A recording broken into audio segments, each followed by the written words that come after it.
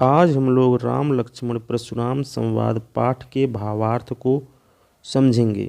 पाठ को प्रारंभ करने से पहले पाठ संबंधी कुछ अन्य महत्वपूर्ण बातों को समझ लेते हैं। इस पाठ के कवि तुलसीदास हैं और यह पाठ तुलसीदास की रचना रामचरितमानस के बालकांड से लिया गया है। तो चलिए अब हम लोग पाठ के भावार्थ को समझना प्रारंभ करते हैं। नाथ शंभुधनु भंजनिहारा हुई हैं केहु एक दास तुम्हारा। जब भगवान श्री राम शिव धनुष को तोड़ देते हैं तो परशुराम अत्यंत क्रोधित होकर के सभा में प्रवेश करते हैं।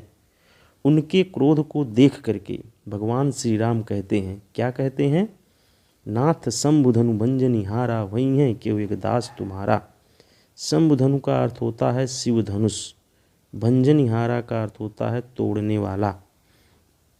वह कहते हैं कि हे नाथ, इस शिव धनुष को तोड़ने वाला हुई हैं केहु एक दास तुम्हारा, आपका कोई एक दास ही होगा।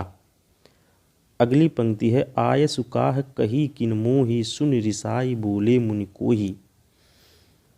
श्री राम कहते हैं कि आय सुकाह कहीं किन मोहि, आप हमें अपने आने का कारण बताइए। सुन रिसाई बोले मुनि कोही, राम के इस वचन को सुन करके परशुराम, रिसाई का अर्थ क्या होता है? क्रोधित। परशुराम क्रोधित होकर के कहते हैं। अगली पंक्ति है, सेवक सो जो करे सेवकाई अरि करनी करी करिए लड़ाई। वह कहते हैं कि सेवक सो जो करे सेवकाई, सेवक वह होता है जो सेवा का कार्य करता है। अरि का अर्थ क्या होता है? अरि का अर्थ होता है शत्रु। अरि करनी करी करी लड़ाई, शत्रुता जैसे कार्यों को करके वह लड़ाई, लड़ाई का अर्थ लड़ाई, शत्रुता जैसे कार्यों को करके वह लड़ाई नहीं करता है। अगली पंक्ति है, सुनहु राम जहि शिव धनु तोरा सहस बाहु सम सो रिपु मेरा। हे राम सुनो, जहि शिव धनु तोरा, जिसने भी इस शिव धनुष को तोड़ा है, तोड़ा का अर्थ तोड़ा है। सहस बाहु सम सो रिपु मोरा, रिपु का अर्थ होता है शत्रु, वह सहस्त्र बाहु के समान हमारा शत्रु है। सहस्र बाहु कौन था? सहस बाहु एक राक्षस था। अगली पंक्ति है, सो बिलगाऊ बिहाई समाजा नत मारे जइहें सब राजा। वह कहते हैं कि उस व्यक्ति को, जिसने भी शिव धनुष को तोड़ा है, उसको सभा से बिलगाऊ अलग कर दो। नत मारे जइहें सब राजा, नहीं तो इस सभा में उपस्थित सभी राजागण मार दिए जाएंगे। अगली पंक्ति है, सुनि मुनि बचन लखन मुस्काने बोले परसु धरहि अवमाने। मुनि के वचन को सुन करके, लखन का अर्थ क्या होता है? लक्ष्मण, मुस्काने मुस्कुराते हैं। बोले परसु धरहि अवमाने, परसु धरहि का अर्थ फरसा धारण करने वाले परशुराम, वह परशुराम की अवमानना करने के उद्देश्य से बोलते हैं। अगली पंक्ति है, बहु धनुहि तोरी लरिकाई कबहुन असिरिस किन्हि गोसाई। धनुहि का अर्थ क्या होता है? धनुष। लरिकाई का अर्थ होता है लड़कपन में, बचपन में। लक्ष्मण जी कहते हैं कि हमने बचपन में बहुत सी धनुहियाँ तोड़ी है। कबहुन असिरिस किन्हि गोसाई, रिस का अर्थ होता है क्रोध या गुस्सा।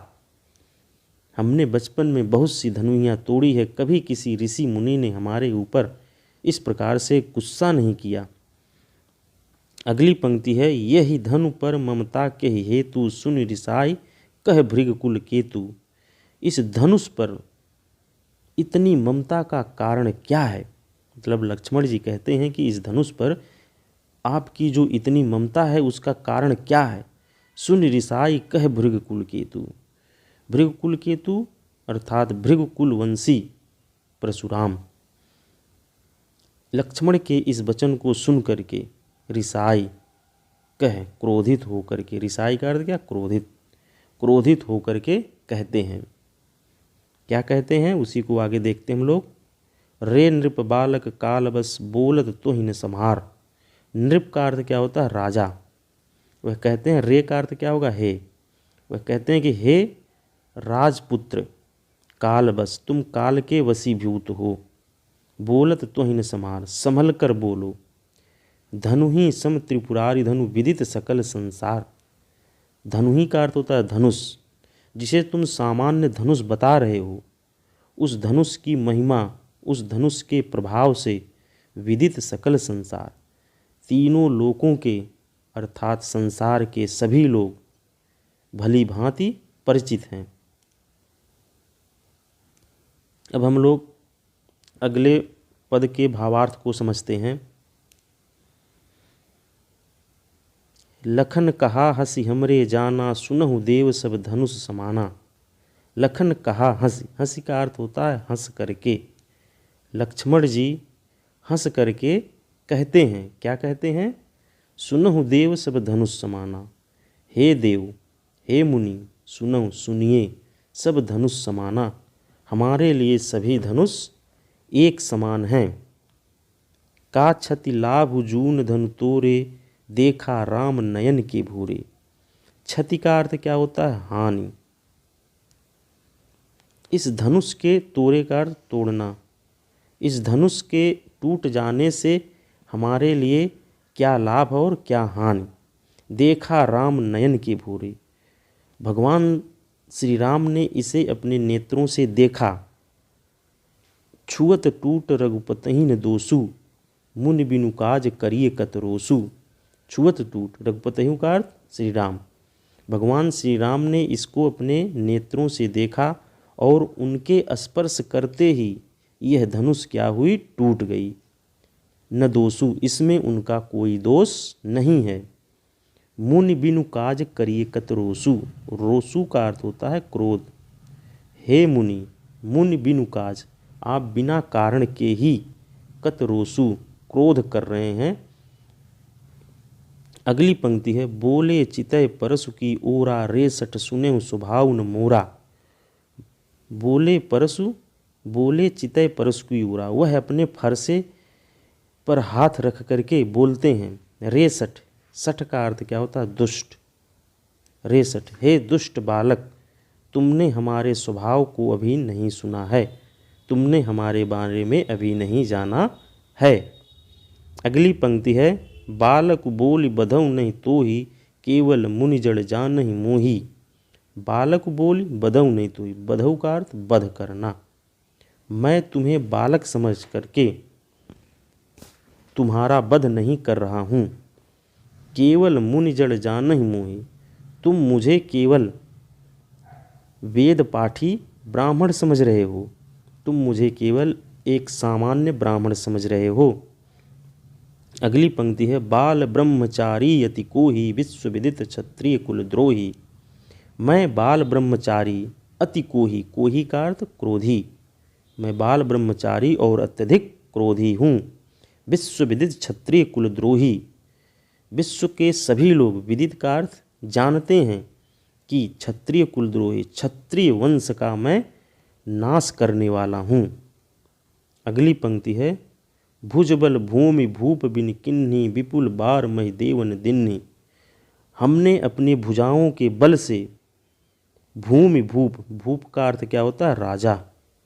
हमने अपने भुजाओं के बल से पृथ्वी को राजाओं से विहीन कर दिया। विपुल बार महि देवन दीन्ही, और जितनी बार इस पृथ्वी को राजाओं से हीन किया, उतनी बार इस पृथ्वी को महि देवन, महि देवन का अर्थ होता है ब्राह्मण, उतनी ही बार इस पृथ्वी को हमने ब्राह्मणों को दान में दे दिया। अगली पंक्ति है, सहस बाहुभुज छेद निहारा, परसु बिलो की महीप कुमारा। सहस बाहुभुज, मेरा यह जो फरसा है, छेदनिहारा का अर्थ क्या होता है? छिन्न भिन्न करने वाला। मेरा यह फरसा सहस्र बाहु की भुजाओं को छिन्न भिन्न कर देने वाला है। परसु बिलो की महीप कुमारा, महीप कुमारा, महीप का अर्थ क्या होता है? राजा। वह राजकुमार अर्थात राजपुत्र लक्ष्मण की तरफ देखते हुए अपने फरसे को संभालते हुए कहते हैं, मातु पितहि जनि सोच बस, करसि महिष किशोर। महिष का अर्थ क्या होता है? राजा या राजकुमार। महिष किशोर का अर्थ हो गया राजकुमार या राजपुत्र। हे राजपुत्र, मैं तुम्हारे माता पिता के विषय में सोच करके तुम्हें छोड़ दे रहा हूँ। गर्भन के अर्भक दलन परसु मोर अति घोल। नहीं तो मेरा यह जो फरसा है, परसु का अर्थ क्या होता है? फरसा। गर्भन, गर्भन का अर्थ होता है गर्भ में पलने वाला बच्चा। नहीं तो मेरा यह जो फरसा है गर्भ में पलने वाले बच्चे का भी नाश कर देने वाला है। अब हम लोग अगले पद के भावार्थ को समझते हैं। बिहसी लखनु बोले मृदुबानी अहो मुनीसु महाभटमानी। बिहसी का अर्थ होता है हंस करके, लखन बोले, लक्ष्मण जी बोले, बोलते हैं मृदु मधुर वाणी में। लक्ष्मण जी हंस करके मधुर वाणी में बोलते हैं। अहो मुनीसु महाभटमानी, हे मुनिश्रेष्ठ, आप अपने आप को महान योद्धा बताते हैं। पुनि पुनि मोहि दिखाव कोठारू, चहत उड़ावन फूंक पहारू। बार बार मुझे दिखाओ कुठारू, कुठारू का अर्थ फरसा। बार बार आप अपने फरसे को मुझे दिखा करके चहत उड़ावन फूंकी पहारू, पहारू का अर्थ क्या होता है? पहाड़। जैसे ऐसा लग रहा है कि आप फूंक करके पहाड़ को उड़ाना चाह रहे हैं। अगली पंक्ति है, यहाँ कुम्हड़ बतिया को नाही, जे तर्जनी देख मर जाही। यहाँ कोई कुम्हड़े की बतिया के समान नहीं है, जे तर्जनी, जो उंगली के दिखाने से मुरझा जाएगा। अगली पंक्ति है, देख कुठारू सरासन बाना, मैं कछु कहा सहित अभिमाना। कुठारू का अर्थ होता है फरसा, बाना का अर्थ होता है बाण, सरासन का अर्थ होता है धनुष। मैंने फरसा, धनुष और बाण की तरफ देख करके कछु कहा सहित अभिमाना, कुछ अभिमान पूर्वक कहा था। अगली पंक्ति है, भृगुसुत समुझ जनेऊ बिलो की, जो कछु कहूँ सहु रिसरो की। भृगुसुत, भृगुसुत का अर्थ होता है परशुराम। जनेऊ बिलो की, लक्ष्मण जी कहते हैं कि मैं आपको भृगुवंशी समझ करके, भृगुवंशी जनेऊधारी ब्राह्मण समझ करके, जो कछु कहूँ, जो कुछ आपने कहा, सहौ रिस रोकी, उसे हमने सहौ सहन किया। रिस का अर्थ क्रोध को रोक करके। लक्ष्मण जी कहते हैं कि आपको भृगुवंशी जनेऊधारी ब्राह्मण समझ करके जो कुछ आपने कहा उसे हमने रिस रोकी, क्रोध को रोक करके सहौ सहन किया।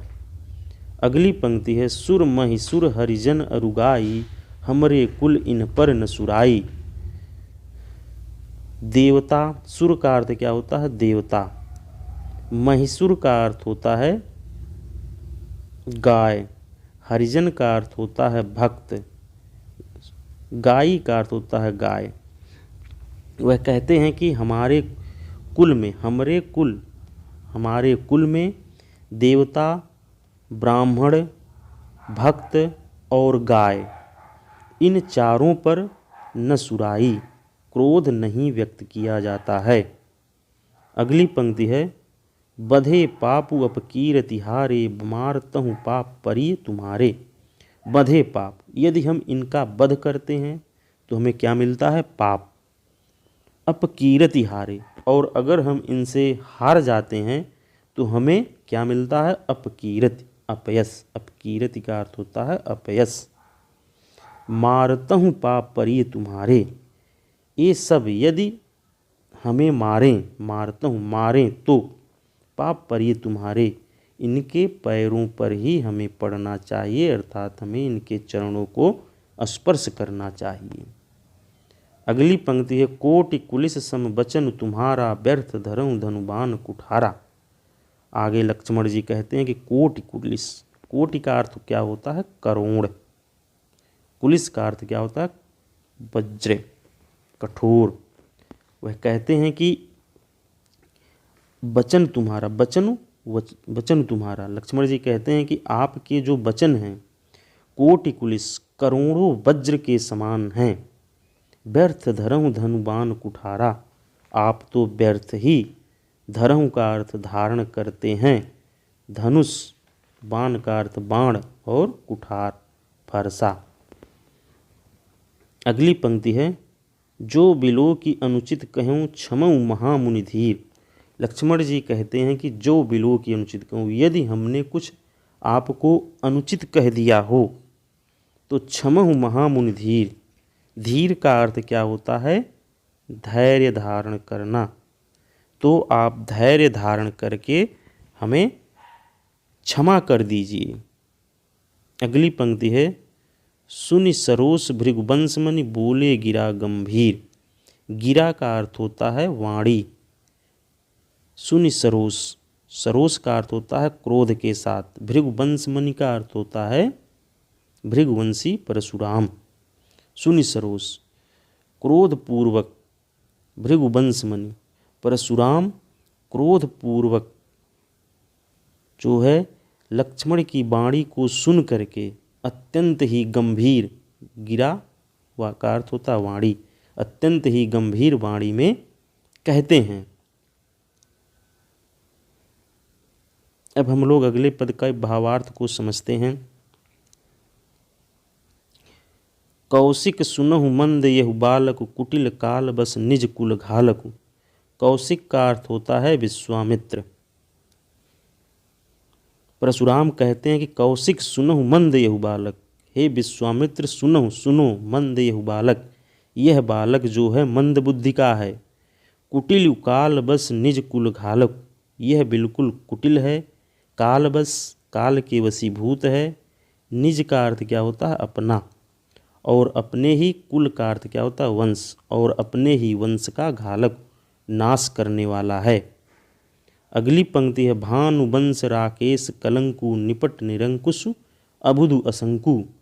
भानु का अर्थ क्या होता है? सूर्य। वंश का अर्थ वंशी, सूर्यवंशी। राकेश का अर्थ क्या होता है? चंद्रमा।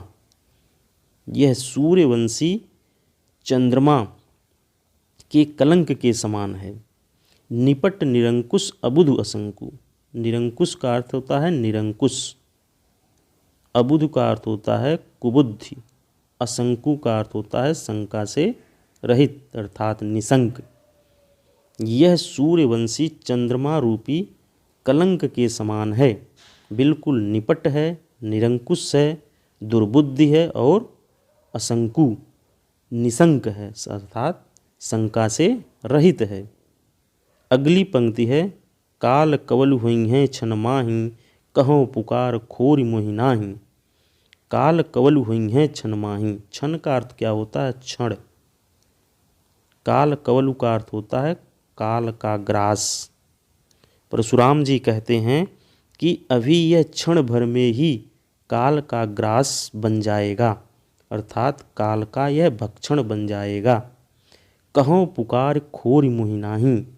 कहो पुकार, मैं पुकार करके कहता हूँ, खोर मोहि नाही, बाद में कोई मेरा दोष नहीं देगा। अगली पंक्ति है, तुम हट कहूँ जो चहूँ उबारा कही प्रताप बलु रोष हमारा। वह विश्वामित्र से कह रहे हैं कि तुम हट कहूँ जो चहूँ उबारा। यदि तुम इस बालक को चहु चाहते हो, उबारा उबारना अर्थात बचाना, यदि तुम इस बालक को बचाना चाहते हो तो कही प्रताप, तो कही कहो इससे हमारे प्रताप को, हमारे बल को, हमारे क्रोध को, तो इसे जो है हमारे प्रताप बल और क्रोध से परिचित कराओ। अगली पंक्ति है, लखन कहु मुनि सुजस तुम्हारा तुम्हि अछत को बरने पारा। लखन कहु, लक्ष्मण जी कहते हैं मुनि सुजस तुम्हारा, हे मुनि आपने अपना यश खुद ही इतनी बार और इतने प्रकार से वर्णन कर दिया कि अपने मुँह तुम अपनी करनी। आपने अपने मुँह ही अपनी करनी का गुणगान कर दिया है। बार अनेक भांति बहुबरनी, और अनेक भांति से और अनेक प्रकार से आपने अपने गुण का, अपने यश का जो है गुणगान किया है। नहीं संतोष तो पुन कछु कहूँ। यदि इतना गुणगान करने से आपको नहीं संतोष नहीं है तो पुन कछु कहूँ, तो पुनः कुछ और कह लीजिए।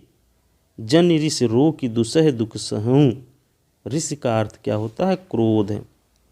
दुसह का अर्थ क्या होता है? असहनीय। सहु का अर्थ क्या होता है? सहना। तो मैं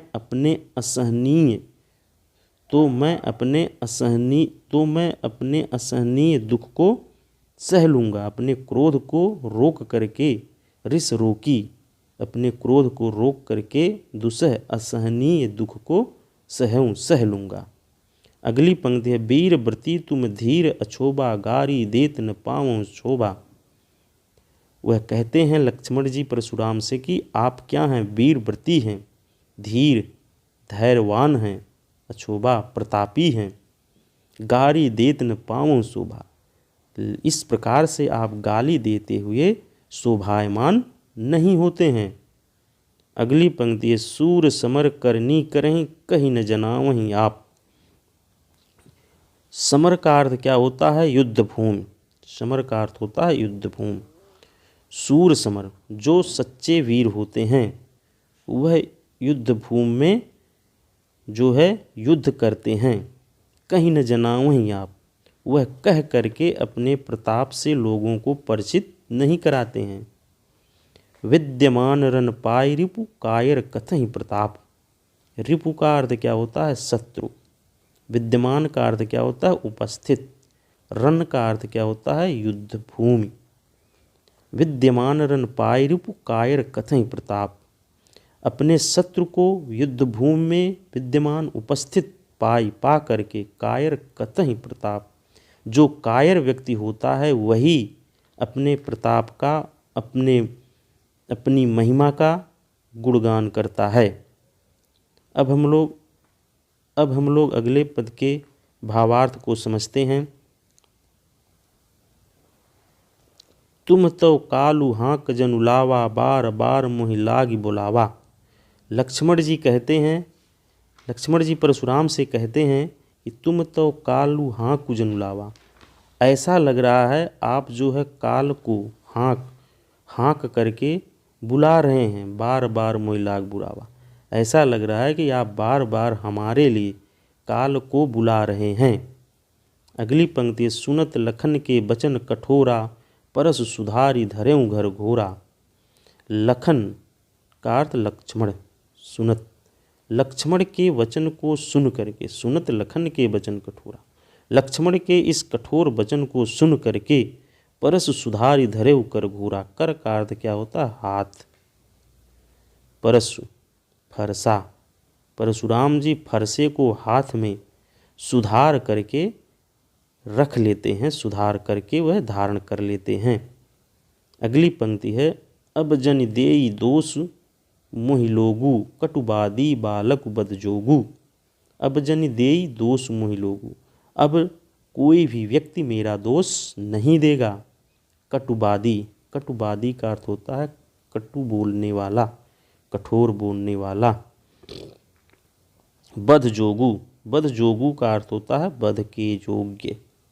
यह कटु बोलने वाला बालक बध जोगु, बध के योग्य है। बाल बिलो की बहुत मैं बाँचा, अब यह मरनिहार भा साचा। यह बाल बिलो की बहुत मैं बाँचा, इसे मैं बालक समझ करके, बिलो की का अर्थ समझ करके, देख करके, मैं इसे बालक समझ करके बहुत मैं जाता, बहुत बार क्षमा कर दिया। अब यह मरनिहार भा साँचा, अब यह बिल्कुल मृत्यु के करीब आ गया है। अगली पंक्ति है, कौशिक कहा क्षमी अपराधु, बाल दोष गुण गनियन साधु। कौशिक का अर्थ होता है विश्वामित्र।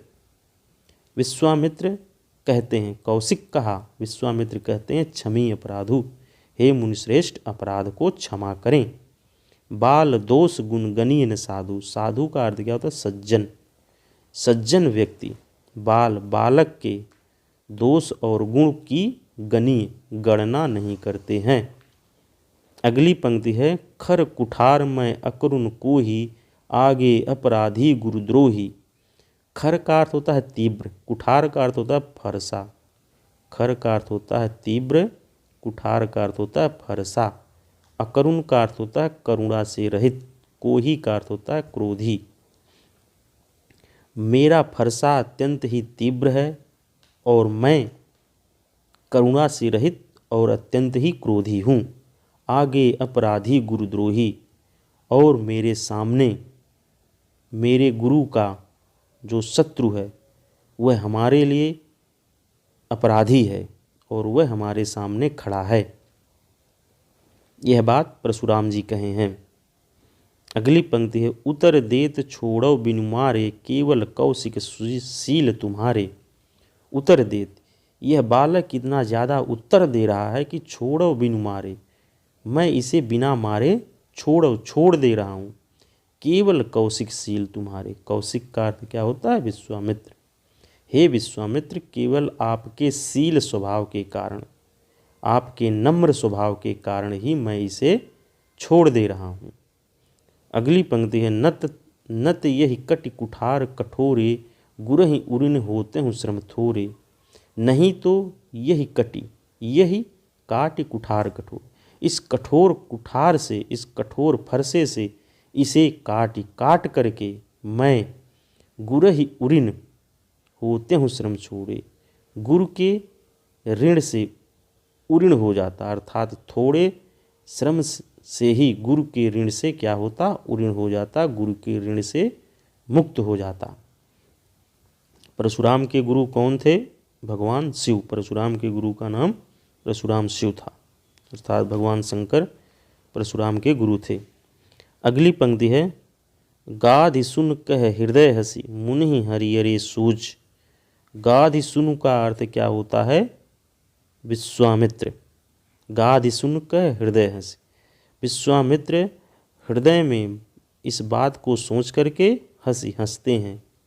मुनि हरियरे सूझ, मुनि को चारों तरफ सब कुछ हरियरे, हरा हरा ही सूझ दिखाई दे रहा है। अगली पंक्ति है, अयमय खाड़ न ऊख में, अजहु न बूझ अबूझ।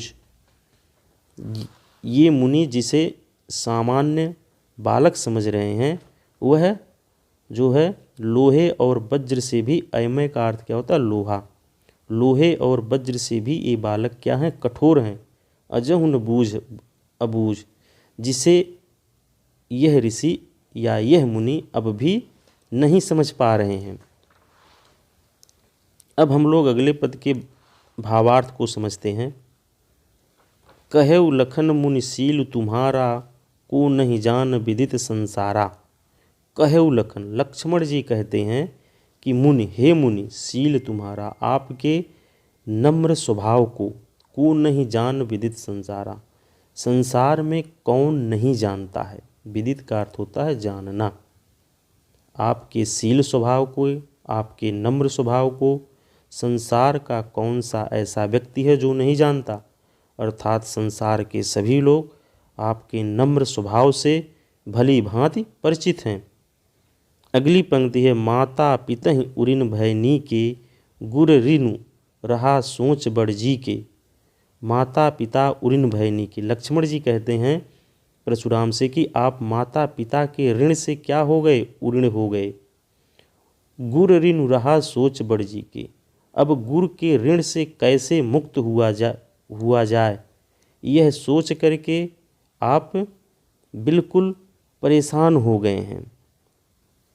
अगली पंक्ति है, सो जनु हमरे माथे काढ़ा, और आपको जो गुरु के ऋण से मुक्ति मिलेगी वह हमारे माध्यम से ही मिलेगी।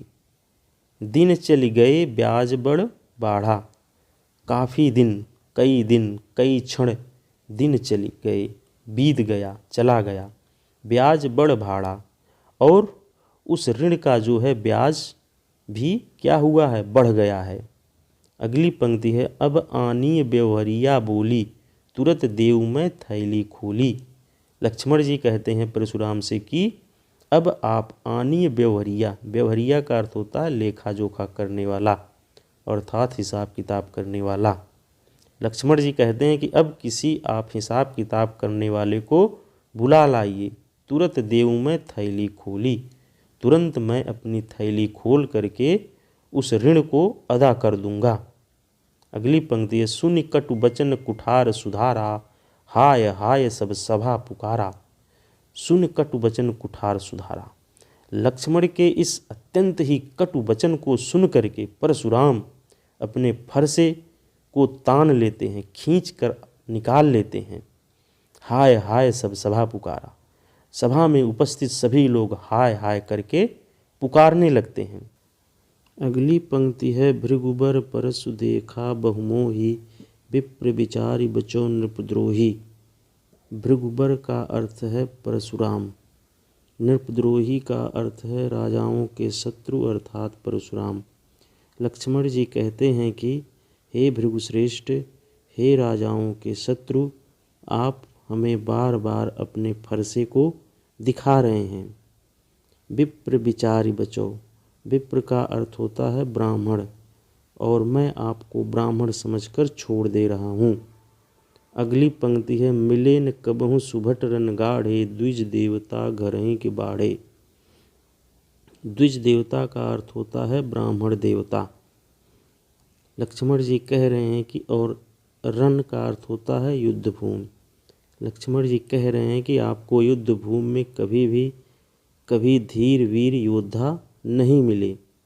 द्विज देवता घर ही के बाढ़े, हे ब्राह्मण देवता, आप केवल और केवल घर के श्रेष्ठ हैं। अगली पंक्ति है, अनुचित कहि सब लोग पुकारे, रघुपति सैनहि लखनु निवारे। सभा में उपस्थित सभी लोग अनुचित अनुचित कह के पुकारने लगते हैं। रघुपति सैनहि लखनु निवारे। सैनहि का अर्थ होता है इशारे से, रघुपति का अर्थ होता है श्री राम, और श्री राम इशारे से ही लक्ष्मण को मना कर देते हैं। अगली पंक्ति है, लखन उतर आहुति सरिस, भृगुबर कोपि कृशानु। कृशानु का अर्थ होता है अग्नि, कोप का अर्थ होता है क्रोध। लखन उतर, लक्ष्मण के जो उत्तर थे यज्ञ में पड़ने वाली आहुति के सरिस समान थे। भृगुबर कोप कृशानु, भृगुवंशी परशुराम के क्रोध की अग्नि को बढ़त देखी, जलसम वचन बोले रघुकुल भानु। भृगुवंशी परशुराम के क्रोध की अग्नि को बढ़ते देख करके रघुकुल भानु श्री राम जल सम वचन बोले, जल के समान शीतल और कोमल वचन बोलते हैं।